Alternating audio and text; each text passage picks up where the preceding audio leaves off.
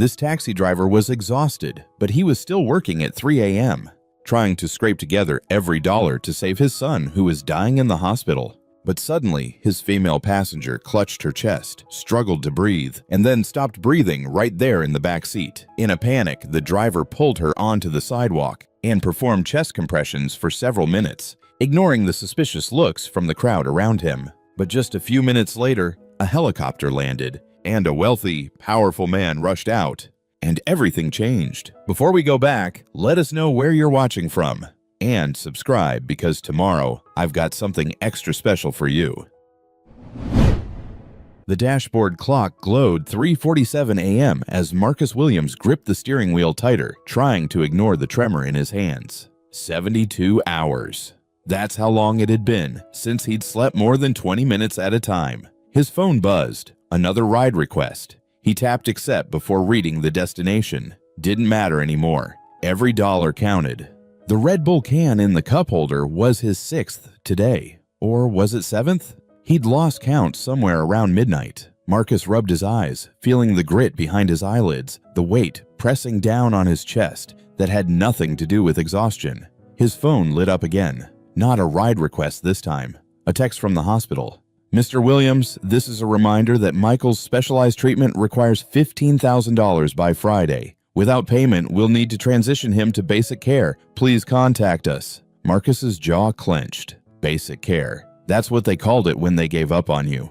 He pulled over on a side street, hands shaking as he opened his banking app. 340.27. That's what 3 days of double shifts had earned him. He needed $600 just to cover this week's interest on the loans. The $15,000 might as well be $15 million. Marcus closed his eyes, but that was a mistake. Behind his eyelids, he saw Michael at 10 years old, gap-toothed and laughing, holding up a drawing from school. Look, Dad, I drew us! 2 stick figures, one tall, one small, holding hands under a smiling sun. Now that boy, no, that man, because Michael was 28 now, lay in a hospital bed, machines breathing for him, eyes closed for 4 months straight. The motorcycle accident had happened so fast. One moment, Michael was riding to his night shift at the warehouse. The next, a drunk driver ran a red light. $287,000 in medical bills. The insurance company had found a clause, some technicality about pre-existing conditions. Michael's childhood asthma, diagnosed at 6, apparently disqualified him from coverage for traumatic brain injury. Marcus had read the denial letter so many times he'd memorized it. His phone buzzed. The bank this time. Final notice. Payment of $8,450 due in 15 days. Failure to pay will result in foreclosure proceedings. 15 days. 2 weeks to save a house he'd spent 30 years paying for. The house where he'd carried his bride over the threshold, where Michael had taken his first steps, where his wife Sarah had died 2 years ago because they couldn't afford the experimental cancer treatment the insurance wouldn't cover. Marcus opened the glove compartment. Inside sat a small jar of coins and crumpled bills, tip money he'd been saving. He dumped it onto the passenger seat and started counting. 1 quarter, 3 dimes, handful of pennies, $7 bills, all ones. 23.47. He laughed, a hollow sound that hurt his throat. $23.47 between him and losing everything. His hand touched something else in the pile. A photo, worn soft at the edges. Sarah, radiant in her yellow sundress. Michael on her hip at age 3, his small arms wrapped around her neck. They were at the park, that perfect Sunday before everything went wrong, before the diagnosis. Before the bills started piling up like snow in a Chicago winter, beautiful from far away, suffocating up close. I'm sorry, baby, Marcus whispered to the photo. I couldn't save you, and now I can't save our boy either. His phone lit up with another text. The nurse from the ICU, Linda, the kind one who always spoke to him like he was a person, not just another problem. Marcus, I'm not supposed to tell you this, but they're planning to move Michael to basic care next Monday if you don't make a payment. That means no more physical therapy, no more cognitive specialists. Please, if there's any way. Marcus's fingers hovered over the reply button. What could he say? That he was trying? That he was driving 18 hours a day? That he'd already sold everything he owned except the car that let him earn money and the clothes on his back? Another ride request popped up. $12,050 for a trip to O'Hare Airport. He accepted it. The house could wait. Sleep could wait. His own body screaming for rest could wait. But Michael couldn't. Marcus started the engine and pulled back onto the empty street, Chicago's skyline glittering in the distance like a promise the city had no intention of keeping. Somewhere in one of those lit-up towers, someone was spending more on a bottle of wine than Marcus made in a week. Somewhere, a kid was buying a handbag that cost more than a year of his son's physical therapy. But none of that mattered. Not really. The only thing that mattered was the number on his phone screen. 47 rides left to complete in the next 3 days to make his weekly minimum. 47 strangers to drive around while his son lay dying and the city ground him down into dust. Marcus took another sip of Red Bull, tasting nothing but metal and desperation, and drove toward his next pickup. The night was long, and he was so tired. But stopping meant giving up, and Marcus Williams didn't know how to do that. Not yet. The sun was coming up when Marcus picked up his first passenger of the morning shift, a man in his 30s, designer suit, leather briefcase, the kind of polished look that screamed tech money. "Lincoln Park," the man said without looking up from his phone, already deep in a conversation. Marcus caught fragments as he drove. "Yeah, we're moving forward with the layoffs. 200 positions, mostly warehouse and support staff. No, it's necessary. Labor costs are killing our margins. I know, but we need to hit our targets for the next funding round." Marcus's hands tightened on the wheel. 200 families, 200 people who'd wake up one day soon and find out they couldn't feed their kids anymore. The man laughed at something. "Trust me, by Q3, we'll be thanking ourselves. The stock options alone will make it worth it." Marcus pulled up to a brownstone that probably cost $3 million. The man got out, still talking, and dropped a crumpled $5 bill on the seat. No, thank you. No acknowledgement that Marcus existed at all. The next fare was a college student, 19 maybe, heading to Michigan Avenue. She spent the entire ride on FaceTime with a friend, the phone propped up so Marcus could see everything in the rearview mirror. "Oh my God, Brittany, you have to see this." She turned the camera to show a shopping bag. "I got the Birkin. Daddy put it on his card. It's only $35,000 and it's like an investment, you know." $35,000 for a purse. Marcus did the math automatically now, a reflex he couldn't stop. That bag cost exactly 2 months of Michael's specialized treatment, 2 months of his son possibly waking up, recognizing him, speaking again. "The essay said it'll increase in value," the girl continued, pulling the bag out to show her friend. "So really, Daddy's making money by buying it for me." She got out at a boutique, left no tip, and complained to her friend as she walked away. "God, that driver was so slow. Like, I have places to be." Marcus sat in the parked car for a moment, staring at his hands on the wheel. Calloused, scarred. The pinky on his left hand sat at a slight angle from where he'd broken it years ago and couldn't afford to get it set properly. These were working hands. Honest hands. They'd never touched $35,000 at once in his entire life. His phone buzzed. Another passenger request.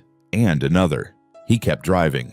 By noon, his third fare was a lawyer, mid-40s, expensive watch, catching the light every time he gestured while on his phone. "I'm telling you, Sarah, the tax burden is crushing me," the man said into his Bluetooth earpiece. 40% on income over $2 million. It's highway robbery. How am I supposed to save for retirement when the government takes half of everything I earn? Marcus glanced at him in the mirror. The man's suit probably cost more than Marcus's entire wardrobe. His watch, Marcus recognized a Rolex when he saw one, could pay off the bank, the hospital, and have enough left over to live on for 6 months. "I work 80-hour weeks," the lawyer continued. "I earned this money, and they want to give it to people who don't work half as hard as I do." Marcus's jaw ached from clenching. He wanted to say something, wanted to tell this man about real 80-hour weeks, the kind where you didn't get to bill at $800 an hour, where you counted coins for gas money, where you chose between eating and putting those crumpled bills toward your son's life. But he said nothing, because that's what invisible people do. They stay quiet. The lawyer got out at a steakhouse, the kind with no prices on the menu. He left exact change, no tip. Marcus pulled away and had to stop at a gas station. He stood at the pump, looking at the numbers. He had $23 left until his next Uber payment cleared tomorrow. The tank was nearly empty. $10 of gas? Or 20? He squeezed the trigger, watching the numbers climb. At $10, he stopped, the rest he'd need for his heart medication. The doctor had warned him, stress, no sleep, his age. He needed to take it every day. Missing doses meant risking a heart attack. But the prescription cost $13, and he'd been stretching it, taking it every other day to make it last. Marcus got back in the car, hands trembling slightly, not from fear, from exhaustion, from the weight of pretending he didn't hear these people, didn't see the casual cruelty of their excess while he drowned. His phone rang. Unknown number. Marcus almost didn't answer, but something made him pick up. "Mr. Williams?" A woman's voice, professional, cold. "This is Karen Mitchell from First National Bank. I'm calling regarding your mortgage account." "I know about the 15 days, Marcus said. "I'm working on it." "Mr. Williams, I'm required to inform you that this is your final courtesy call. If payment is not received by December 8th, we will begin foreclosure proceedings. You'll have 30 days to vacate the property." Vacate. Such a clean word for losing the only home his son had ever known. "I understand," Marcus said, because what else could he say? "We encourage you to explore all options, including loan modification or a short sale. Have a good day, Mr. Williams." She hung up. Marcus sat in the gas station parking lot, watching people come and go. A woman in yoga pants driving a Range Rover complained to someone on her phone about her contractor being late. A teenager in a Tesla laughed with friends, music thumping from expensive speakers. Nobody looked at the 58-year-old black man sitting in a 10-year-old Toyota, watching his life crumble in real time. His phone buzzed again. A text from the hospital. "Mr. Williams, we still haven't received confirmation of payment for Friday. Michael's care coordinator needs to speak with you today about transitioning his treatment plan. Please call before 5 p.m. Transitioning. Another clean word for giving up. Marcus looked at the photo of Sarah and Michael that he kept tucked into his sun visor. Michael was asking him something in that photo. Marcus could still remember. "Dad, how come rich people don't help poor people?" Marcus had smiled, tousled his son's hair. "One day they'll understand, buddy. One day." He'd believed it then, believed in fairness, in karma, in the idea that hard work meant something. Now he knew better. Hard work meant 72 hours without sleep. It meant counting coins. It meant watching your son die while college kids bought purses worth more than his life. Marcus started the engine. The afternoon shift was starting. More passengers, more people who'd never see him as human, just a steering wheel with hands attached. But he'd keep driving.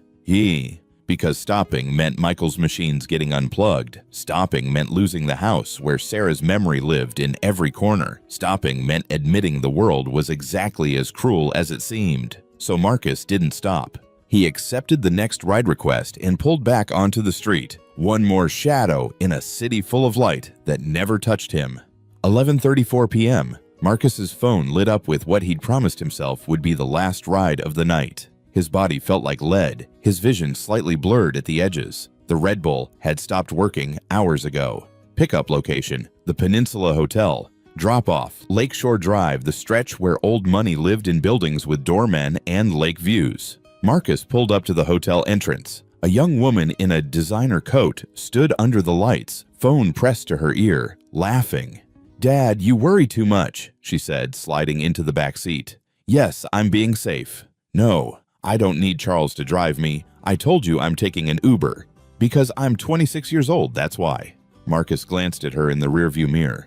Mid-20s, blonde hair styled perfectly. The kind of casual elegance that came from never worrying about money. Sophia Morrison, according to the app. "I just left the charity gala," Sophia continued, still on her phone. "It was beautiful, Dad. We raised over $200,000 for the Arts Foundation. I personally donated $100,000. Dad, stop. It's my trust fund. I can do what I want with it. Okay? Okay. Yes. I'll text you when I get home. Love you too." She hung up and immediately started typing on her phone. Marcus drove in silence, taking Lakeshore Drive north. The city lights reflected off the water, beautiful and cold. He'd driven this route 1,000 times, knew every pothole, every traffic light. "Such a gorgeous night," Sophia said absently, looking out at the lake. "I love this city." Marcus said nothing, just drove. They were passing the Hancock building when Sophia's voice changed. Excuse me?" Marcus looked in the mirror. Sophia had her hand pressed to her chest, her face suddenly pale. Miss, you okay? I don't. Her breathing had gone shallow, rapid. Something's wrong. Marcus's heart jumped. What kind of wrong? My chest, I can't. It's tight. Sophia's voice rose with panic. I can't breathe right. Oh God, what's happening? Marcus immediately hit the hazards and pulled toward the curb. Stay calm. When did this start? Just now, Sophia gasped, her hand clutching her chest. It hurts. It really hurts. Marcus grabbed his phone, dialing 911 with shaking fingers. His mind raced through possibilities. Heart attack, panic attack, allergic reaction. At 26, probably not a heart attack, but he'd seen enough in 58 years to know young people weren't immortal. 911, what's your emergency? I have a passenger, young woman. She's having chest pain and difficulty breathing. We're on Lakeshore Drive near Oak Street Beach. Is she conscious? Marcus looked back. Sophia's eyes were wide with terror, her breathing coming in quick, desperate gasps. Her lips had a slight blue tinge. Yes, but she's struggling. She needs help now. An ambulance is being dispatched. ETA is 12 minutes. Sir, does the patient have any known medical conditions? I don't know. I'm her Uber driver. Marcus stopped. Sophia's eyes were rolling back. She's losing consciousness. Sir, I need you to stay calm. If she stops breathing, do you know CPR? Marcus's mind flashed to the community center course he'd taken 15 years ago when Michael was in Little League. Just in case. Every parent should know.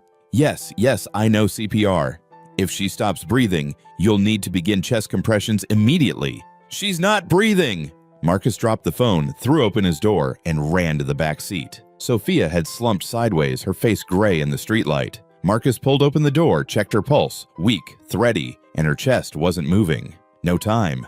He pulled her from the car as gently as he could, laying her on the sidewalk. His hands found the center of her chest, positioning exactly like he'd been taught. 30 compressions, 2 breaths. Don't stop until help arrives or she wakes up. Marcus started pressing, counting. 1, 2, 3, 4. The reality hit him even as he worked. He was a 58-year-old black man kneeling over an unconscious young white woman on a Chicago street at night. His hands were on her chest. Her designer coat was open. A car slowed down, the driver's eyes wide. Call 911, Marcus shouted, not stopping compressions. She's not breathing. But the car sped up and drove away. 15, 16, 17. Another car pulled over. A white woman got out, phone already raised. But she wasn't calling 911, she was filming. What are you doing to her? The woman shouted. CPR. Marcus gasped between compressions. She stopped breathing. I'm calling the police. Call an ambulance. Please. But the woman was already backing toward her car, phone still pointed at him, recording everything. Marcus kept going. 28, 29, 30. He tilted Sophia's head back, checked her airway, and gave 2 breaths. Her chest rose and fell. Good. He went back to compressions. His arms burned. His own chest ached with exhaustion and stress. But he didn't stop. Another car slowed. The driver yelled something Marcus couldn't hear over the blood pounding in his ears. More cars were stopping now, a small crowd forming. Someone call 911, Marcus shouted again. They're already on their way, a man called out. But he didn't come closer. Nobody did. Marcus could hear the whispers. What's he doing? Is he attacking her? Should we stop him? I don't know, man. I don't want to get involved. Marcus's mind screamed at the injustice even as his hands kept the rhythm. He was saving her life, and they were watching like he was committing a crime. 15, 16, 17. Sophia's designer purse had spilled open next to them. He could see her wallet, her phone with a cracked screen, lip gloss, keys to probably a car worth more than everything Marcus owned. 28, 29, 30. 2 more breaths. His shoulders screamed, his vision blurred with sweat and exhaustion. But he kept going. 6 minutes. He'd been doing CPR for 6 minutes, the longest 6 minutes of his life. Then, a cough. Sophia's body jerked. She coughed again, violent and wet, and her eyes fluttered open. Oh, thank God, Marcus whispered, sitting back on his heels. Oh, thank God. Sophia stared up at him, confused and terrified, gasping for air but breathing. Actually breathing. You're okay, Marcus said, hands shaking. You stopped breathing. But you're okay now. Ambulance is coming." Sophia's mouth moved, but no words came out. Her hand reached up weakly toward her chest. "Don't try to talk. Just breathe. Nice and slow." Marcus could hear sirens now, getting closer. The crowd that had been watching from a distance was getting larger. Phones pointed at him like weapons. He looked down at his hands, still positioned near Sophia's chest, and slowly moved them away. Raised them slightly, palms out, non-threatening, visible, because he knew what was coming. He knew what this looked like, what they'd see, what they'd assume.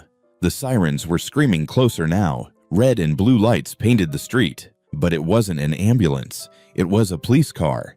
And then Marcus heard something that made his blood run cold. The distinctive whump, whump, whump of a helicopter getting louder, coming fast. Sophia's eyes widened as she recognized the sound. Her lips formed a word. "Dad." Marcus looked up at the sky and saw it. A private helicopter, banking hard, heading straight for them. This wasn't just any young woman. This was someone's daughter. Someone with the kind of money that could get a helicopter over Chicago in less than 12 minutes. The kind of someone who could destroy Marcus with a single phone call. And right now, he was kneeling over her unconscious body, surrounded by witnesses recording everything, while her father's helicopter descended from the sky. Marcus closed his eyes for just a second, a prayer forming on his lips. Not for himself, for Michael. "Please," he whispered, "please let him be okay when this goes wrong." Because Marcus had known the moment he'd started CPR, that doing the right thing was about to cost him everything. The helicopter was landing in the middle of Lakeshore Drive. 2 police cars had arrived with more coming, and Sophia Morrison was gasping for breath on the sidewalk while her father was about to see a black man with his hands on his daughter's chest. Marcus didn't run, didn't move, just stayed on his knees with his hands visible and waited for his world to end. Again. The helicopter's rotors whipped wind and debris across the street as it touched down. Cars had stopped in both directions, creating chaos. Marcus stayed on his knees next to Sophia, hands now raised to shoulder height, where everyone could see them. "Help is here," he said gently to Sophia. "Your dad's here." Sophia tried to sit up, but Marcus shook his head. "Don't move yet. Let the paramedics check you first." The helicopter door flew open before the rotors had fully stopped. A man in his 60s jumped out, tall, silver-haired, wearing a suit that probably cost more than Marcus's car. William Morrison. Marcus didn't know the name yet, but he knew the type. Money, power, control. Morrison's eyes swept the scene in 1 second. His daughter on the ground, a black man kneeling over her, crowd watching. "What the hell did you do to her?" Morrison was running toward them, and Marcus saw it in his face. Not fear for his daughter, not relief that she was conscious. Rage. Pure, undiluted rage directed at Marcus. "Sir, I did CPR. She stopped breathing." Marcus didn't get to finish. Morrison's fist connected with his jaw, snapping his head back. Marcus sprawled on the pavement, tasting blood. "Dad, no!" Sophia's voice was weak, but Morrison wasn't listening. "You son of a bitch!" Morrison grabbed Marcus by his jacket, pulled him up, and hit him again. "What did you do to my daughter?" "Sir!" One of the police officers rushed forward. "Sir, step back!" But Morrison shoved Marcus away so hard he hit the pavement again. "I want him arrested, now!" 4 men in black suits, Morrison's private security, materialized from the helicopter. 2 of them grabbed Marcus, yanking his arms behind his back so hard his shoulders screamed. "I saved her!" Marcus shouted. "Check the 911 call! I called for help!" "Shut up!" One of the security guards growled, pressing Marcus's face into the concrete. The asphalt was still warm from the day's heat, rough against his cheek. Marcus could see Sophia trying to sit up, trying to speak, but Morrison was blocking his view now, kneeling next to his daughter. "Baby, are you okay? Did he hurt you?" "Dad, he saved."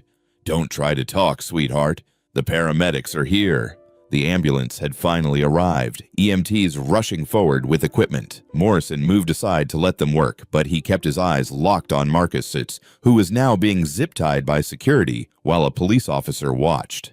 "This man attacked my daughter," Morrison said to the officer. His voice was cold now, controlled, dangerous. "I want him arrested and charged immediately." "Sir, we need to investigate. You need to do your job. My daughter was unconscious, and this man had his hands on her." Marcus struggled against the zip ties, wincing as they cut into his wrists. "I did CPR. Check with 911. They have a recording of the whole call." One of the EMTs, a middle-aged woman with kind eyes, looked up from checking Sophia's vitals. "Who performed CPR?" "I did," Marcus said quickly. "She stopped breathing about 6-7 minutes ago. I did 30 compressions, 2 breaths, kept going until she came back." The EMT's expression changed. She looked at Sophia, then at Marcus, then at Morrison. "Sir, your daughter is extremely lucky. She had a cardiac event. We won't know exactly what kind until we get her to the hospital, but without immediate CPR, she would have suffered severe brain damage or death within minutes." Morrison's face went rigid. "What are you saying?" "I'm saying whoever did CPR saved your daughter's life. The technique was textbook perfect. You can see the bruising on her sternum from properly performed compressions." The EMT looked directly at Marcus. "How long have you been certified?" "Community center course, 15 years ago," Marcus said, "but I remember everything." "You saved her life," the EMT said firmly, then looked at Morrison. "This man saved your daughter's life." Morrison stood frozen, the color draining from his face. He looked at Marcus, really looked at him for the first time, saw the split lip from where he'd punched him, the blood on his face, the way Marcus was zip-tied like a criminal while his daughter lived because of what Marcus had done. Morrison's voice faltered. A second police officer approached, holding a phone. "Mr. Morrison, we have the 911 recording. The caller—" He glanced at Marcus. "This man reported a medical emergency at 11:41 p.m. He clearly states that his passenger is having difficulty breathing. At 11:43, he reports that she stopped breathing and immediately begins CPR. The dispatcher stayed on the line and can confirm he was performing CPR when first responders arrived." The officer's tone made it clear Marcus wasn't the villain here. Morrison's jaw worked, but no words came out. He looked at his daughter being loaded onto a stretcher, then at Marcus still restrained on the ground, then away, at nothing. "Cut him loose," Morrison finally said, his voice hollow. "Sir?" One of the security guards looked confused. "I said cut him loose." The security guard pulled out a knife and sliced through the zip ties. Marcus's hands fell to his sides, wrists burning. He stayed on the ground, not trusting his legs yet. Morrison watched as the EMTs loaded Sophia into the ambulance. He started to follow, then paused, turned back to Marcus. For a moment, their eyes met. Marcus saw something flicker there. Shame, maybe, or confusion, or the dawning realization of what he'd just done. But Morrison said nothing. He turned and climbed into the ambulance. The doors closed. The ambulance pulled away, sirens wailing. The helicopter lifted off a minute later. Just like that, they were gone. Marcus sat on the curb, head in his hands, while the police officer who'd played the 911 recording approached. "Mr. Williams, I'm Officer Chen. I need to get a statement from you, but first, are you okay? Do you need medical attention?" Marcus touched his split lip, winced. "I'm fine." "You're not fine. That man assaulted you. He thought I was hurting his daughter." "I understand." Officer Chen shook his head, sat down next to Marcus. "You understand? He hit you twice, had his security restrain you, wanted you arrested. And you understand?" Marcus laughed, a bitter sound. "What am I gonna do? Press charges against a man who probably has more lawyers than I've had hot meals this week? It's your right."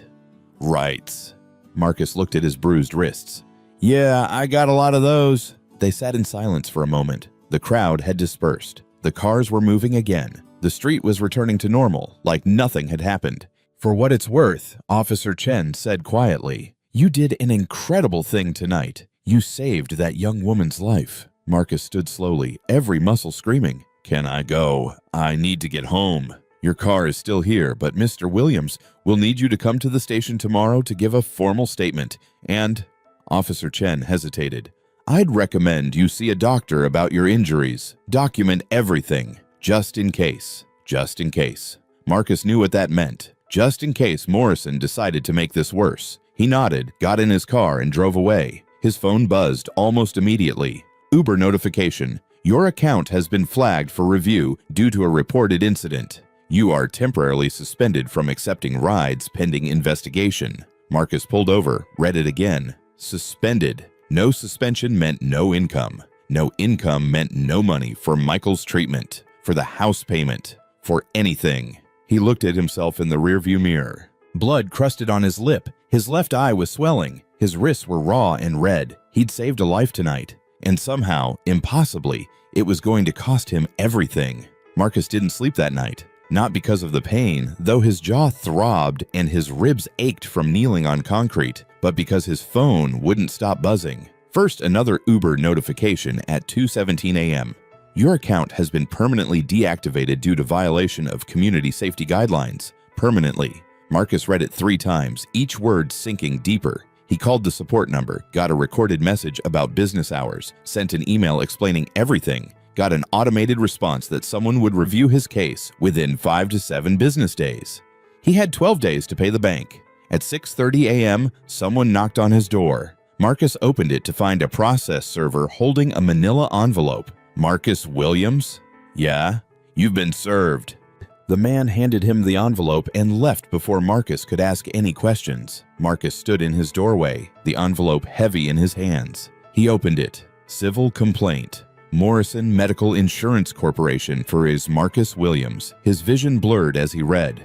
The defendant, Marcus Williams, performed medical procedures without proper licensing or certification, resulting in injury to the plaintiff, Sophia Morrison, including but not limited to fractured ribs, 3, bruised sternum, and associated trauma. Marcus had to sit down. His kitchen chair creaked under him as he kept reading. The defendant's actions, while possibly well-intentioned, violated Illinois state law regarding unauthorized practice of medicine. Morrison Medical Insurance Corporation, having provided medical coverage for the resulting injuries, seeks compensatory damages in the amount of $250,000 for saving her life. Marcus's hands started shaking so badly he dropped the papers. They scattered across his kitchen table, next to the stack of hospital bills for Michael, next to the foreclosure notice, next to the photo of Sarah that he kept there to remember what he was fighting for. His phone rang. Morrison Group. According to the caller ID, Marcus answered, his voice hollow. Hello? Mr. Williams, this is Jennifer Chen from Morrison Group's legal department. Professional. Cold, like she was reading from a script. We wanted to inform you that you've been served with, I got it. I'm holding it right now. I see. Well, the corporation wanted to reach out directly to inform you that we'll be in touch within 48 hours to discuss settlement options. Settlement? I saved his daughter's life. Mr. Williams, I understand you're upset, but the facts are clear. You performed medical procedures that resulted in injury. Illinois law is very specific about who can and cannot. She was dead. She wasn't breathing. What was I supposed to do? Let her die? A pause. Mr. Williams, I'm just doing my job. If you have legal representation, please have them contact our office. Legal representation? Lady, I can't afford to eat. How am I supposed to afford a lawyer? Another pause, longer this time. I'm sorry, Mr. Williams. I'll have our office send you information about legal aid resources. Wait, but she'd already hung up. Marcus sat staring at his phone. Legal aid for a $250,000 lawsuit against a corporation that probably spent more than that on office supplies. His phone buzzed again. A text from his landlord. No, not landlord. He owned his house. Or he had before the bank decided otherwise. Actually, it was his neighbor, Mrs. Patterson, who'd lived next door for 20 years. Marcus, Channel 7 was just here asking questions about you. I didn't tell them anything, but I think you should know. People are talking. Marcus turned on his small TV, flipped to the local news. There he was. The video from last night. Shaky phone footage from one of the bystanders. Marcus kneeling over Sophia, hands on her chest. The angle made it look ambiguous, unclear. The newscaster's voice overlaid everything. Controversy surrounding the rescue of Sophia Morrison, daughter of billionaire William Morrison. While some are calling Marcus Williams a hero, others are questioning whether proper procedures were followed. Morrison Medical Insurance has filed a lawsuit claiming... Marcus turned it off. The kitchen clock ticked too loud in the silence. 7:45 a.m. He needed to call the hospital. The phone rang 4 times before someone picked up. ICU, this is Brenda. Hi, Brenda, this is Marcus Williams. I'm calling about my son, Michael. Oh, Mr. Williams. Her voice changed, got careful. I'm glad you called. Dr. Patterson needs to speak with you. Can you hold? Hold music, 60 seconds of it before a man's voice came on. Mr. Williams, this is Dr. Patterson. I'm Michael's attending physician. I wanted to discuss his treatment plan with you. Marcus's stomach dropped. Is he okay? Did something happen? Michael's condition is stable, but as we discussed, we need to make decisions about his ongoing care. The advanced therapy protocol requires a payment of $15,000 by end of business Friday. That's tomorrow. Without that payment, we'll need to transition him to standard care. What does standard care mean? It means we'll maintain his current condition, breathing support, feeding tube, basic monitoring. But we'll discontinue the experimental cognitive therapy and reduce physical therapy to once weekly instead of daily. And his chances of waking up. Dr. Patterson was quiet for a moment. Mr. Williams, I'll be honest with you. With the advanced protocol, Michael has maybe a 30% chance of regaining consciousness with minimal deficits. With standard care, it drops to less than 10%. And the longer he stays in this state, the lower those odds become. Less than 10%. I'm working on the money, Marcus said, hating how desperate he sounded. I just need a little more time. I understand, but the hospital has policies. I'm sorry. I wish I could do more. They always said that. I wish I could do more, but nobody ever did. Marcus hung up and looked at the lawsuit papers spread across his table. $250,000. The number was so absurd it didn't even feel real. His phone rang again. The bank. Mr. Williams, this is David Chen from First National. I'm calling about your overdue mortgage payment. I know, 12 days, I remember. Actually, that's why I'm calling. We've received information about recent legal issues you're facing. Our risk assessment department has determined that given the pending lawsuit and your temporary unemployment, we need to accelerate the foreclosure timeline. Marcus felt the room tilt. What does that mean? It means we need full payment of the outstanding balance, $8,450, within 7 days, not 12. If we don't receive payment, we'll begin foreclosure proceedings immediately. You're cutting my timeline because I got sued? I'm sorry, Mr. Williams. It's bank policy when there's significant risk of non-payment. Risk? I've been paying this mortgage for 30 years. 30 years, and I'm 4 months behind because my son is dying and you people want to throw me out? I understand your frustration, but Marcus hung up. He couldn't listen anymore. 7 days. 48 hours for Michael's payment. 7 days for the house. A $250,000 lawsuit hanging over his head. He looked at his hands. The same hands that had compressed Sophia Morrison's chest 30 times per minute for 6 minutes straight. The same hands that had brought her back to life. These hands had saved someone, and for that, he was going to lose everything. His phone buzzed with a text from an unknown number. Marcus almost didn't look, but something made him open it. Mr. Williams, this is your landlord at the Sunrise Apartments where you rented before purchasing your home. I saw the news. Just wanted to let you know that if you need a place, I'm sorry, but I can't rent to you with a lawsuit pending. It's a liability issue. I hope you understand. Marcus did understand. He understood perfectly. He was 58 years old, a black man in America, and he'd just learned the oldest lesson of all. No good deed goes unpunished. His phone rang one more time. Officer Chen from last night. Mr. Williams, I wanted to give you a heads up. The footage from last night went viral. It's getting a lot of attention. Yeah, I saw the news. Right.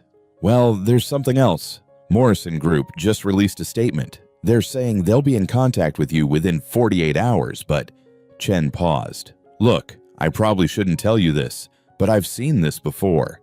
Big corporations, they use lawsuits to control narratives. This isn't about money. This is about making sure you can't come back at them. Come back at them? For what? Assault. Morrison punched you, remember? You have witnesses. You have my report.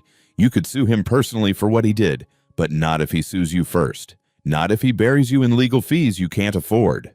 Marcus closed his eyes. Of course. It was never about the broken ribs. It was about making sure he stayed quiet, stayed in his place. Thanks for telling me, Marcus said. After Chen hung up, Marcus sat in his kitchen while morning light crept through the window. The same light that had illuminated this room when Sarah made breakfast here, when Michael did homework at this table, when they'd been a family. He looked at the photo of Sarah and Michael, both smiling, both alive, both believing the world was fair. "I'm sorry," Marcus whispered. "I tried. God knows I tried." His phone buzzed again, but he didn't look at it. He just sat there, watching the light change, while everything he'd worked for his entire life crumbled around him. He'd saved Sophia Morrison's life, but he couldn't save his own. 2 days later, Marcus sat in a hospital waiting room that smelled like money. The chairs were leather. The art on the walls had those little brass plaques with artist names. A woman at the concierge desk, this place had a concierge, smiled with teeth too white to be real. This was Northwestern Memorial's VIP wing, where the rooms cost $5,000 a night and the coffee was served in actual china cups. Marcus didn't belong here. He knew it. The security guard who'd escorted him up knew it. Everyone who'd watched him walk through those pristine hallways knew it. But William Morrison had called him directly that morning. "Mr. Williams, I'd like to speak with you. Can you come to Northwestern Memorial at 2 p.m.? My secretary will have your name at the desk." Not a request, a summons. So here Marcus sat, wearing his only dress shirt, the one from Sarah's funeral, waiting to find out what fresh hell was coming for him. "Mr. Williams?" A woman in a sharp suit appeared. "Mr. Morrison will see you now." She led him down a hallway, past rooms with doors cracked open, showing spaces more like hotel suites than hospital rooms. Sophia's room was at the end, private, massive, with windows overlooking the Chicago skyline. Sophia was sitting up in bed, looking pale but alive. Monitors beeped softly. Her father stood by the window, backlit by afternoon sun, hands in his pockets. "Mr. Williams," Morrison said without turning. "Thank you for coming." Marcus stayed near the door, uncertain. "Your secretary said you wanted to see me." "I did. I wanted—" Morrison finally turned, and Marcus was startled to see how different he looked. Tired, older. The rage from 2 nights ago had burned out, leaving something else behind, something harder to read. "I wanted to apologize," Morrison said. The words hung in the air. "I hit you," Morrison continued. "I had my security restrain you. I jumped to conclusions based on—" He trailed off, didn't finish the sentence, didn't need to, based on what Marcus looked like, what it looked like. "You were scared for your daughter," Marcus said carefully. "I understand." "No." Morrison's voice was sharp. "Don't make excuses for me. I was wrong. Completely, inexcusably wrong. And I'm sorry." Sophia spoke for the first time, her voice still weak. "Mr. Williams, the doctors told me what you did, how long you did CPR. They said—" She blinked back tears. "They said I was dead, clinically dead, and you brought me back." Marcus shifted his weight, uncomfortable. "I just did what anyone would do." "But you're not anyone," Sophia said. "You're an Uber driver who stopped your whole life to save mine, who risked—" She looked at her father. "Tell him." Morrison pulled a white envelope from his jacket, walked over and held it out to Marcus. "This is a check for $100,000. It's not enough, could never be enough, for what you did. But I wanted to show my family's gratitude." Marcus stared at the envelope, didn't take it. $100,000. Michael's treatment. The bank. The lawsuit. Everything. Solved. "Just take the envelope." Marcus's hand actually reached out. His fingers trembled as they got close to that envelope. He could almost feel the weight of it. The solution to every nightmare. He saw Michael's face, saw the medical bills, saw the foreclosure notice, saw Sarah looking at him, asking him what kind of man he wanted to be. Marcus pulled his hand back. "I can't take that." Morrison blinked. "I'm sorry?" "I said I can't take it. Mr. Williams, I know about your situation. My assistant looked into it. Your son, the medical bills, the house. You investigated me?" Marcus felt heat rise in his chest. "I wanted to understand. I wanted to help. This money could—" "I know what this money could do," Marcus said. His voice came out harder than he meant. "But I didn't save your daughter's life to get paid for it." Morrison looked genuinely confused, like Marcus had started speaking a language he didn't understand. "Then what do you want?" "Want?" Marcus almost laughed. "I want my son to wake up. I want my wife back. I want a world where doing the right thing doesn't destroy your life. But I don't want your money." "That's pride talking," Morrison said. "False pride that won't feed your son or save your house." "No," Marcus said quietly. "It's not pride, it's— if I take that money, I'm saying you were right about me, that I'm the kind of person who saves lives for profit. that everything you assumed about me when you saw me kneeling over your daughter was true." The words came out raw, honest. Marcus hadn't planned to say them, but there they were. "I'm not that person," Marcus continued. "I saved her because it was right, because she was dying and I could help. And if I take your money now, I'm saying that's not enough reason. I'm saying I did it for this." He gestured at the envelope. "And I didn't." Morrison stood frozen, the envelope still extended. Sophia was crying silently in her bed, tears streaming down her face.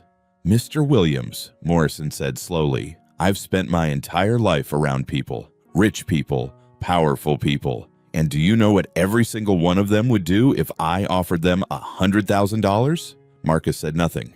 "They'd take it. They'd take it and ask for more. They'd negotiate. They'd leverage their position for everything they could get." Morrison lowered the envelope. "You're the first person who ever said no." "Then you've been around the wrong people." Morrison actually laughed, a short, startled sound. "Apparently so." He walked back to the window, the envelope still in his hand. "The lawsuit, Morrison Medical Insurance. I can make that go away." "Can you?" Marcus was tired of games. "I'm the chairman of the board. The CEO answers to me. It'll take a few phone calls, some board approval, but yes, I can make it disappear." "And the hospital?" Marcus heard the desperation creep into his voice, hated it.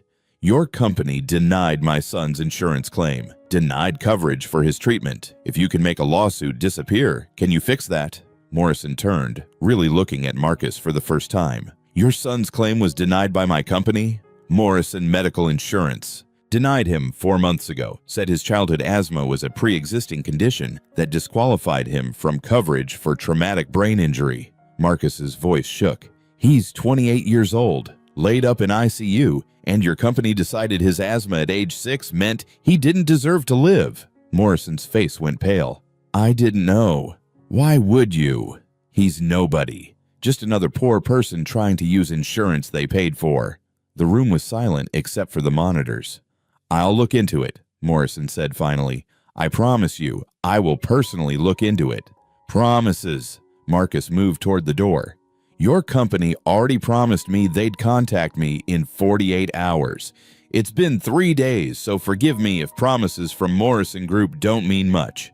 "Mr. Williams, wait." But Marcus was already leaving, walking past the leather chairs and brass plaques and everything that represented a world he'd never belonged to. He'd said no to $100,000.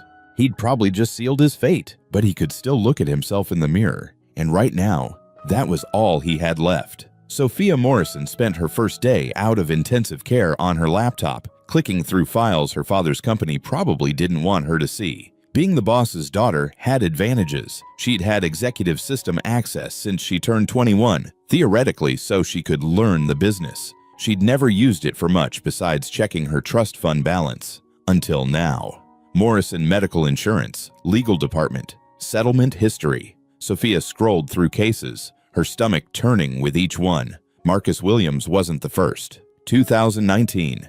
Tyrone Johnson, warehouse worker who helped an injured supervisor, sued for $150,000 for unauthorized medical assistance. Settled for $40,000 in 2020. Maria Gonzalez, janitor who called 911 when a Morrison executive collapsed, sued for $75,000 for privacy violation and negligence. Settled for $25,000. 2021. David Washington, security guard who performed the Heimlich maneuver on a choking board member, sued for $200,000 for assault and unauthorized physical contact. Settled for $60,000. 9 cases in 5 years. 9 people who'd helped Morrison employees or family members. 9 lawsuits to shut them up, all of them people of color, all of them poor. Sophia's hands shook as she took screenshots. Her chest, still bruised from Marcus's life-saving compressions, ached with each breath. A different kind of ache now. Shame. Her phone buzzed. Her best friend, Emma. "Saw the news. OMG, are you okay?" Sophia stared at the message. Was she okay? She was alive. Marcus Williams had made sure of that. And her father's company was destroying him for it. She got out of bed, pulled on a robe, and walked to the VIP lounge where her father was on a conference call. "I don't care what the optics are," William Morrison was saying. "We need to contain this situation before—" He saw Sophia held up a finger. "I'll call you back." He hung up. Sweetheart, you should be resting. I need to talk to you about Marcus Williams. We've discussed this. The legal department is destroying him. Sophia's voice rose. Dad, I looked at the files. The settlement history. This isn't about protecting the company. This is about shutting people up. Morrison's expression went cold. Sophia, you don't understand business. I understand right and wrong. 9 people, Dad. 9 people who helped our employees, and we sued every single one of them. That's not how it works. When someone performs medical procedures without certification, it creates liability. We have to protect what? Our bottom line. Sophia was shaking. Marcus Williams saved my life. And 3 days later, he's being sued. He lost his job, and his son is being denied treatment by our insurance company. Morrison stood. His son's denial was before any of this. I know. I read the file. Michael Williams denied coverage 4 months ago because of childhood asthma. It's our standard playbook, isn't it? Find a pre-existing condition, any pre-existing condition, and deny the claim. Sophia, that's not... Mom would be ashamed of you. The words came out before Sophia could stop them. Morrison froze like she'd slapped him. Sophia's mother had died 3 years ago. Cancer. She'd spent her last months volunteering at free clinics, trying to make up for the wealth she'd married into. Make sure this money does some good in the world, she'd told Sophia before she died. Don't let it make you cruel. Don't bring your mother into this, Morrison said, his voice dangerously quiet. Why not? She'd say the same thing I'm saying. We're destroying a good man because he saved my life. How is that anything but evil? It's not evil, it's business. When you're older, you'll understand the difficult decisions. I'm 26. Stop treating me like a child. Sophia grabbed her laptop, pulled up the file on Marcus. Look at this. Really look at it. She turned the screen toward her father. Marcus's employment history. Perfect driving record for 30 years. Community service certificates. Photos of Michael before the accident. A young man with his whole life ahead of him. This is who you're destroying, Sophia said. Not some opportunist trying to exploit us. A man who lost his wife, whose son is dying, who works 18-hour days just to survive. And when he saved my life, you punched him in the face and sicked your lawyers on him. Morrison's jaw worked. He looked away from the screen. I'm dropping the lawsuit, Sophia said. You can't. You're not the plaintiff. The insurance company is. Then I'm going public. I'll tell everyone what you did, what the company does. All of it. Sophia, you're upset. You nearly died. You're not thinking clearly. I'm thinking clearly for the first time in my life. Tears burned her eyes. I've lived in a bubble, Dad, your bubble. Private schools, trust funds, charity galas where we throw money at problems we never have to actually see. And I thought that was enough. I thought I was a good person because I donated to arts foundations and volunteered at dog shelters. She laughed bitterly. But Marcus Williams showed me what an actual good person looks like. He risks everything to save a stranger, and we pay him back by ruining his life. That's not business, Dad. That's evil, and I won't be part of it anymore. Morrison sank into a chair, suddenly looking his age. What do you want me to do? Drop the lawsuit, approve Michael's insurance claim, pay Marcus's legal fees, and fire whoever came up with this pattern of suing people who help us. The board won't approve it. They'll see it as admission of wrongdoing. I don't care about the board. Sophia was full on crying now. I care about doing the right thing. For once in our family's history, let's just do the right goddamn thing. The room went silent except for Sophia's ragged breathing and the distant beep of monitors. Morrison looked at his daughter, his only child, the one thing he loved more than his company, and saw her mother in her face. The same fierce righteousness, the same inability to accept easy answers. I'll make some calls, he said quietly. Not good enough. I want to be in those meetings. I want to see every decision. Sophia, non-negotiable, or I walk out of here and call every reporter in Chicago. Morrison studied her for a long moment, then nodded. Okay, but Sophia wasn't done. She'd spent the last hour making more calls than just reviewing files. She'd found someone, a lawyer who specialized in cases against corporations like Morrison Group, Jennifer Hayes. Reputation for being brilliant, ruthless, and expensive. She'd taken down pharmaceutical companies, insurance giants, tech conglomerates. She won 80% of her cases, and she'd agreed to represent Marcus Williams, pro bono. There's one more thing, Sophia said. I hired Marcus, a lawyer. Morrison's eyes widened. You did what? Jennifer Hayes. She's going to help him sue you for assault and sue the company for wrongful legal action and probably a dozen other things I don't understand. Sophia, do you understand what you're doing? You're going to war with your own father. No. Sophia met his eyes. I'm trying to save you from yourself before it's too late.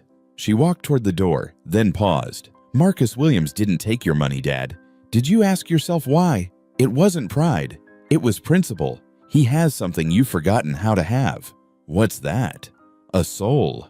Sophia left her father standing there, surrounded by luxury, wealth, and power, and absolutely alone. The press conference was scheduled for 10 a.m. at Jennifer Hayes' law office in downtown Chicago. By 9:30, the conference room was packed with reporters, cameras, and the electric tension that comes when a story is about to explode. Marcus sat at a table, Sophia Morrison on one side, Jennifer Hayes on the other. He wore the same funeral shirt from his meeting with Morrison. Sophia wore jeans and a Northwestern sweatshirt, a deliberate choice to look like a person, not a billionaire's daughter. Jennifer Hayes looked like war. Sharp suit, sharper eyes, a stack of documents that represented 5 days of nonstop work. Ready? She asked Marcus quietly. Marcus thought about Michael, still unconscious, about the foreclosure notice that had arrived this morning, his last day in the house, about the life he'd lived for 58 years and how it had all come down to this moment. Yeah, he said. I'm ready. Jennifer stood and the room fell silent. Good morning. My name is Jennifer Hayes, and I'm representing Marcus Williams in a civil case against Morrison Medical Insurance and William Morrison personally. With me today are Mr. Williams and Sophia Morrison, daughter of William Morrison. Cameras flashed. Reporters shifted forward. 5 days ago, Marcus Williams saved Sophia Morrison's life using CPR when she suffered a cardiac event. Instead of gratitude, Mr. Williams was assaulted by William Morrison, falsely detained, and subsequently sued by Morrison Medical Insurance for $250,000. He lost his job. He's facing foreclosure, and his son, who's been in a coma for 4 months, was denied treatment by this same insurance company. Jennifer pulled up a slide on the screen behind her. This is not an isolated incident. Morrison Medical Insurance has a documented pattern of filing frivolous lawsuits against people who help Morrison employees or family members. Over the past 5 years, 9 individuals, all people of color, all low income, have been sued after providing assistance. The purpose of these lawsuits is not to recover damages. It's to silence potential plaintiffs who might sue the company for negligence or seek compensation for injuries. Another slide. Names, faces, settlement amounts. Tyrone Johnson, Maria Gonzalez, David Washington, Kenneth Brown, Lisa Chen. Each of them helped someone. Each of them was sued. Each of them settled because they couldn't afford to fight a billion-dollar corporation. Jennifer's voice grew harder. But Marcus Williams is not settling. And thanks to Ms. Morrison's courage in coming forward, we have internal documents that prove Morrison Medical Insurance's systematic abuse of the legal system to victimize the very people who try to help them. She nodded to Marcus. Marcus stood, legs shaking. He'd never spoken to a crowd like this. Never wanted to. But Jennifer had coached him. Tell your truth. That's all you need to do. My name is Marcus Williams, he began, voice rough. I'm 58 years old. I drove an Uber at night to pay for my son's medical bills. 5 days ago, I picked up a passenger who stopped breathing. I did CPR because that's what you do when someone's dying. You help them. He paused, gathering strength. William Morrison punched me, had me restrained like a criminal. His company sued me for saving his daughter's life. That same company denied my son's insurance claim 4 months ago, even though we paid premiums for 8 years. My son Michael is 28. He has a traumatic brain injury from a motorcycle accident. He needs treatment that costs $15,000. Without it, he probably won't wake up. Marcus's voice cracked. I didn't save Sophia Morrison to get money or recognition. I did it because it was right. But this system... He gestured at the documents Jennifer had displayed.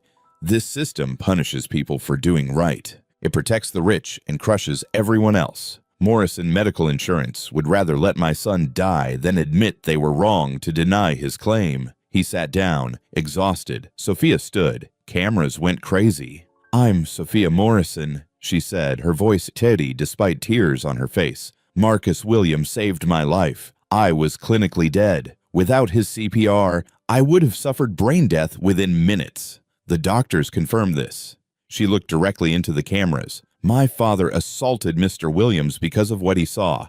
A black man kneeling over his white daughter. He didn't see a rescuer. He saw his assumptions, his prejudices. And instead of correcting that mistake, Morrison Medical Insurance tried to bury it under legal threats." Sophia pulled out her phone, held it up. "I have access to company files. I've seen the pattern. 9 people sued in 5 years. All minorities. All poor.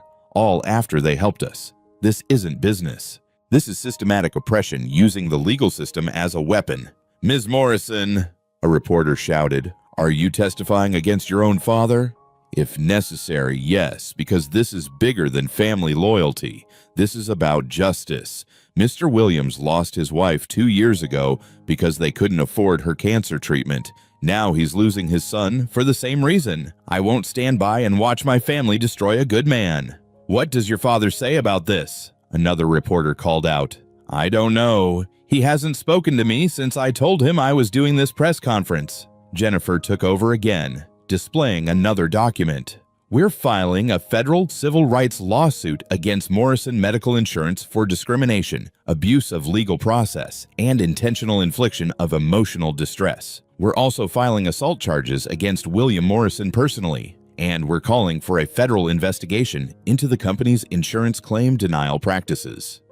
"What do you want?" someone asked. Marcus answered this time. "I want my son to get the treatment he needs. I want William Morrison to admit what he did wrong. And I want this company to stop using the legal system to hurt people who can't fight back." The press conference lasted another 40 minutes. Questions came fast, aggressive, probing. But Marcus, Sophia, and Jennifer had prepared. By the time it ended, the hashtag #JusticeForMarcus was trending on Twitter. The video of Marcus doing CPR had been viewed 4 million times. News outlets across the country were picking up the story, and Morrison Group's stock had dropped 12%. In his office 40 floors above Chicago, William Morrison watched the press conference on 3 different news channels simultaneously. His phone was ringing nonstop. Board members, shareholders, lawyers, crisis management consultants. He ignored all of them. On the screen, his daughter was crying as she talked about principle and justice and doing the right thing. She looked so much like her mother, it physically hurt. Morrison's assistant knocked. "Sir, the board wants an emergency meeting." "Tell them I'll call them back." "But, sir, I said I'll call them back." The assistant retreated. Morrison sat alone in his office, surrounded by awards and photos and all the trappings of success. Empire built over 40 years. Reputation cultivated through careful PR and strategic donations. All of it crumbling because he'd punched the wrong man. No, because he'd been wrong about the man he'd punched. Morrison picked up his phone, dialed a number he hadn't called in 3 years. "William." The voice was surprised. Morrison's therapist, the one his wife had made him see after she got sick. The one he'd stopped seeing after she died because dealing with grief was inefficient.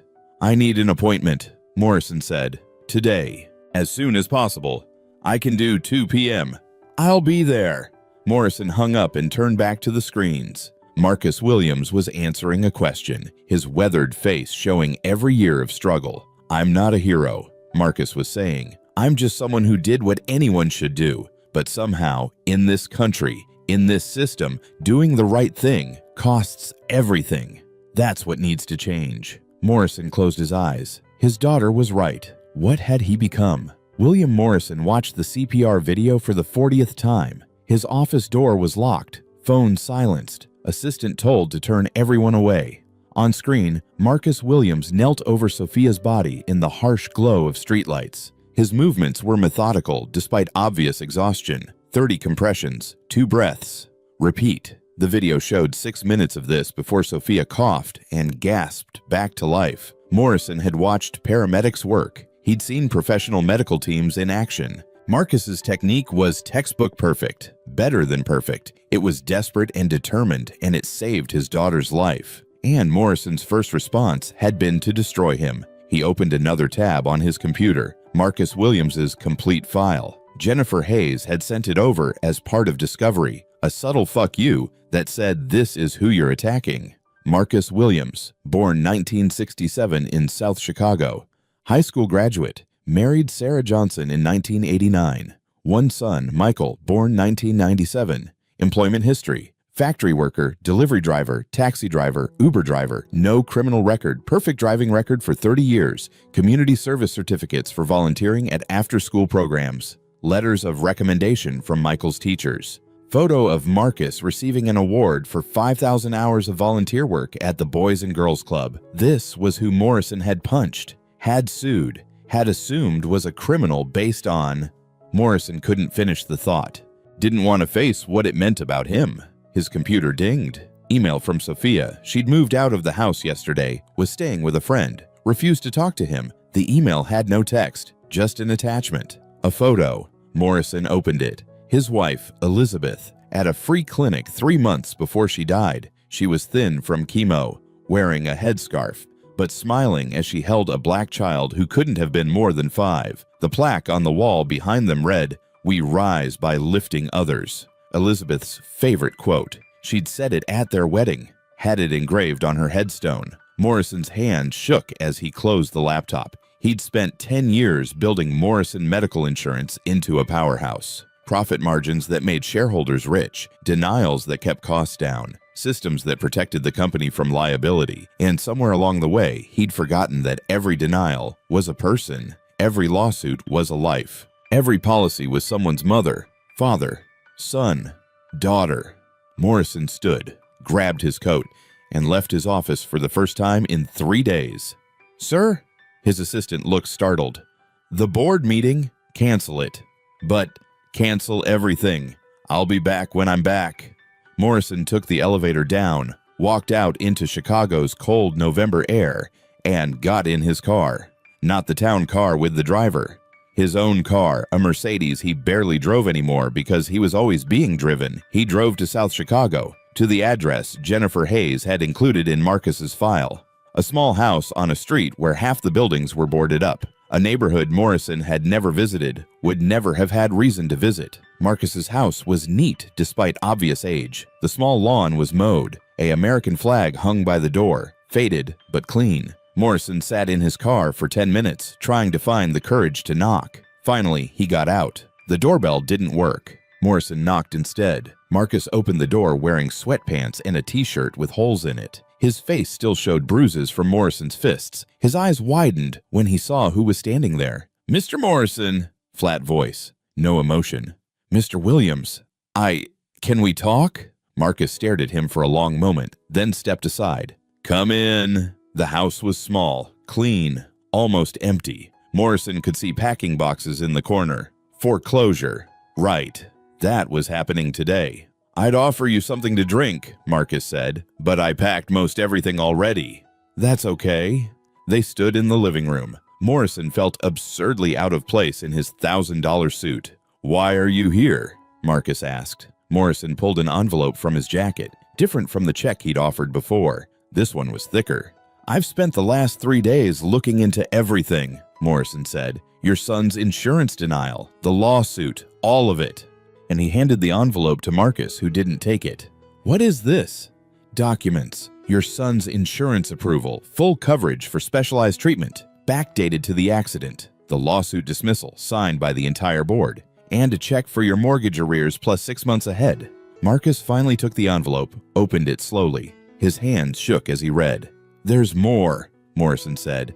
"I fired our legal director who pushed the lawsuit. I'm implementing a new policy. No more lawsuits against people who provide emergency assistance, and I'm establishing a review board for denied claims, independent of the company." Marcus looked up, his eyes bright with tears. "Why now?" "Because I've been watching that video, the one of you saving Sophia. I've watched it 40 times, and every time I see the same thing." "What do you see?" "I see a man who gave everything to save a stranger, who didn't think about the cost or the risk or what would happen after. You just did what was right." Morrison's voice broke. "And I destroyed you for it. Because when I saw you kneeling over my daughter, I didn't see a rescuer. I saw..." He couldn't say it. "A black man," Marcus finished quietly. You saw a black man with his hands on your white daughter. Morrison nodded, shame burning through him. I'm a racist. I never thought of myself that way. I donate to diversity causes. I hire people of color. I voted for Obama. But when it mattered, when everything was on the line, my first instinct was that you were a criminal, not because of anything you did, because of what you looked like. The words hung between them. I'm sorry, Morrison said. That's not enough. I know it's not enough, but I'm so goddamn sorry. You saved my daughter's life and I tried to destroy yours. There's no excuse for that. Marcus sat down slowly, still holding the envelope. You investigated me after the fact, looked into my background. If you'd done that before coming at me, would you have still hit me? Morrison thought about it, wanted to lie, couldn't. I don't know, he admitted. I'd like to think I would have seen you as a person, but I'm not sure I would have. And that terrifies me. Why? Because I've spent 40 years thinking I was a good man, built a company, employed thousands of people, gave to charity, but one moment of crisis revealed who I really am, and I don't like that person. Marcus was quiet for a long time. Then, what are you going to do about it?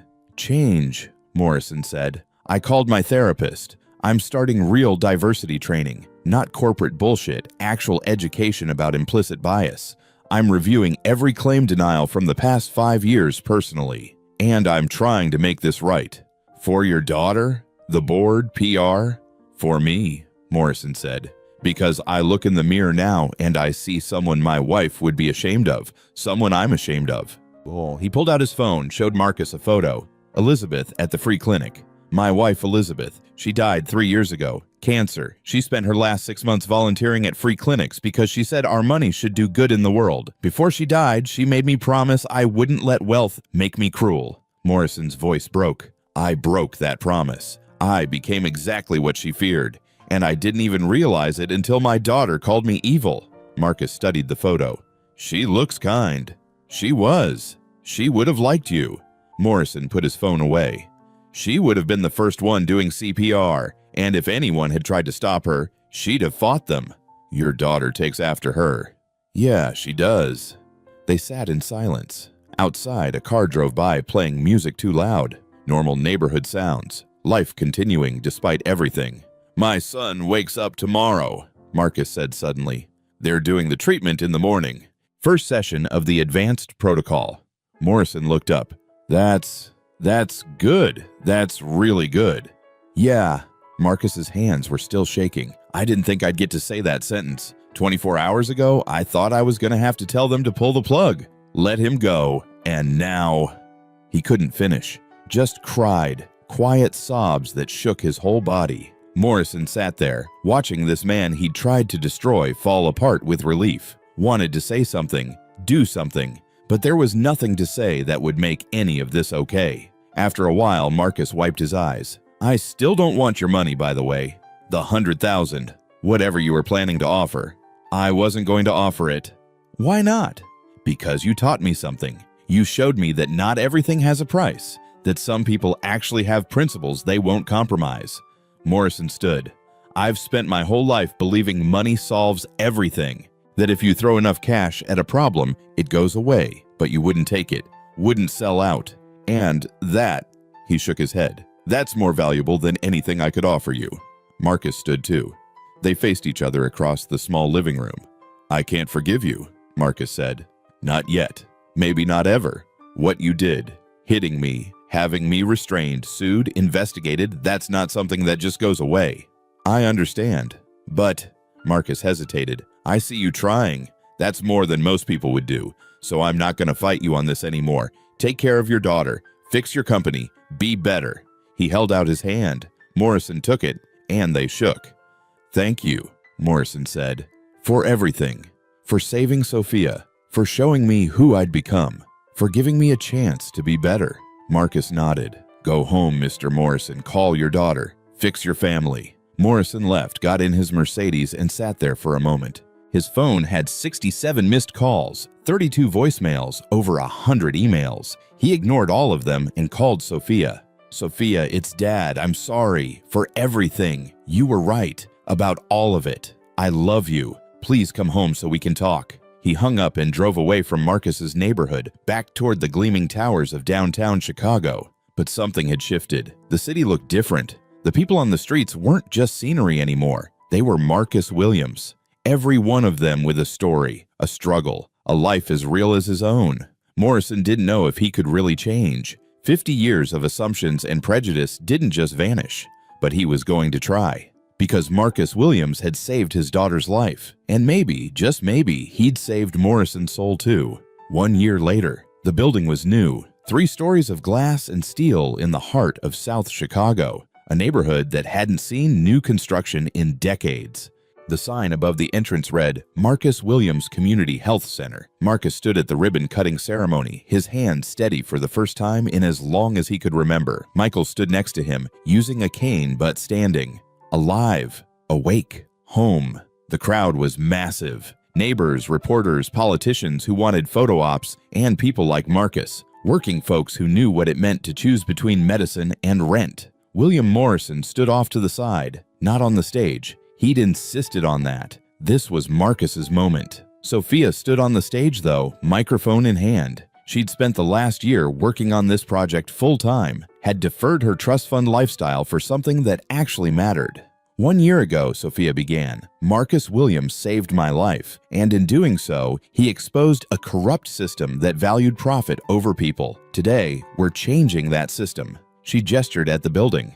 The Marcus Williams Center provides free medical care to anyone who needs it. No insurance required, no questions about pre-existing conditions, no one gets turned away because they can't pay. Applause rippled through the crowd. We also offer free CPR training, legal aid for people facing medical debt, and job placement services. Because healthcare isn't just about treating sick people, it's about keeping healthy people from getting destroyed by a system that doesn't care about them. More applause, louder now. This center exists because Marcus Williams refused to be silent, because he showed us that one person standing up for what's right can change everything, and because my father, she looked at Morrison, finally learned that wealth without conscience is worthless. She handed the microphone to Marcus. Marcus looked out at the faces, saw Mrs. Patterson from next door, who'd brought him food when he couldn't afford groceries. Saw Officer Chen, who'd believed him from the start. Saw Jennifer Hayes, who'd fought for him without expecting payment. Saw Michael, his son, who'd woken up 6 days after Morrison approved his treatment, who'd spent 9 months in physical therapy learning to walk again, talk again, be himself again. I don't really know what to say, Marcus began, his voice carried across the parking lot. A year ago, I was sleeping in my car because the bank took my house. I was working 18-hour days trying to save my son. I thought I was doing everything right, working hard, paying my bills, being a good person, but the system didn't care about that. He paused, gathering his thoughts. When Sophia Morrison stopped breathing in my car, I had a choice. Do CPR and risk everything, or don't, and live with letting someone die. It shouldn't be that kind of choice. Doing the right thing shouldn't cost you your life. But in America, for people like me, it does. Heads nodded throughout the crowd. William Morrison punched me, had me arrested, his company sued me, and I get why people are angry about that. I was angry too, still am sometimes. Marcus looked at Morrison, but anger doesn't build this. He gestured at the center. Anger just burns. We needed something more.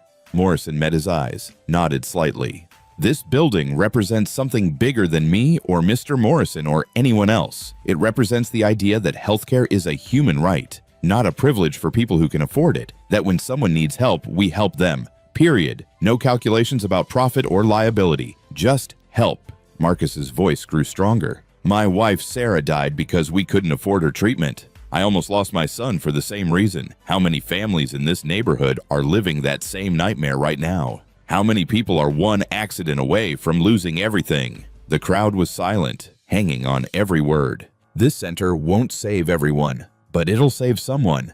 And that someone's wife won't become a widow.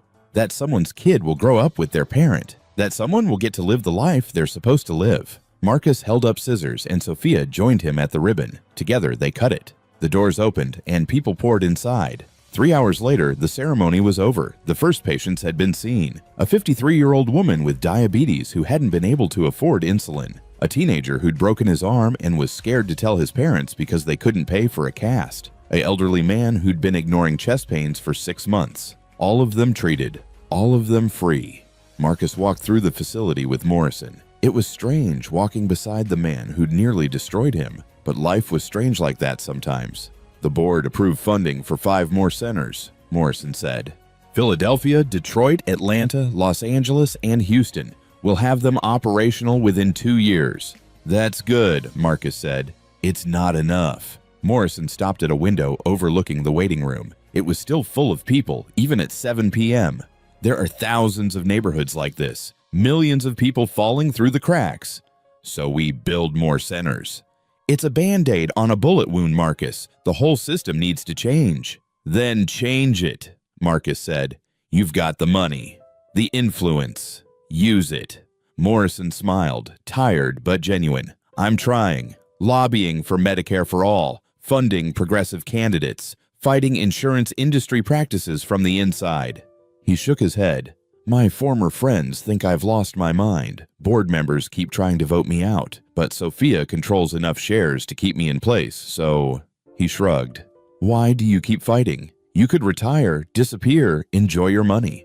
Because I wake up every day and remember punching you in the face, Morrison said bluntly. Remember having you arrested for saving my daughter, and I think, is this who I want to be? And the answer is no, so I keep fighting. They walked in silence for a bit. You ever forgive me? Morrison asked. Marcus thought about it. I'm working on it. Some days are easier than others. That's fair. They reached the exit. Outside, Michael was waiting in Marcus's new car. Not new, actually, 10 years old, but new to Marcus. The bank had given back his house after Morrison paid off the mortgage. Marcus had sold it immediately, moved somewhere smaller, used the profit to start a scholarship fund for kids like Michael. Thank you, Morrison said, for giving me a chance to do better.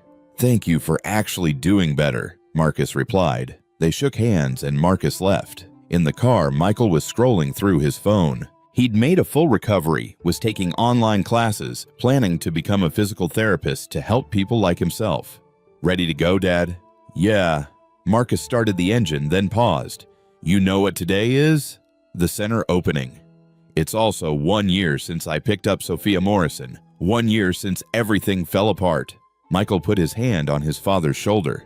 Everything fell apart, so something better could get built. Marcus smiled. His son was wise beyond his years. Near-death experiences did that to people. They drove home through South Chicago, past streets Marcus had driven as an Uber driver, past the hospital where Michael had been in a coma, past the gas station where Marcus used to count coins for fuel. The city looked different now, or maybe Marcus looked at it differently. At home, Marcus made dinner, nothing fancy, pasta and salad, and they ate together, talking about Michael's classes and the center's first day and everything normal. Later, Marcus sat on his small porch with coffee, watching the sunset. He pulled out his phone, scrolled to a video he'd saved, the CPR video, the one that had gone viral, millions of views. He watched himself kneeling over Sophia, hands pumping her chest, refusing to give up, watched the crowd watching him, watched the fear and determination on his own face, watched the moment Sophia gasped back to life. Marcus closed the video and opened his text messages. One new message from Sophia.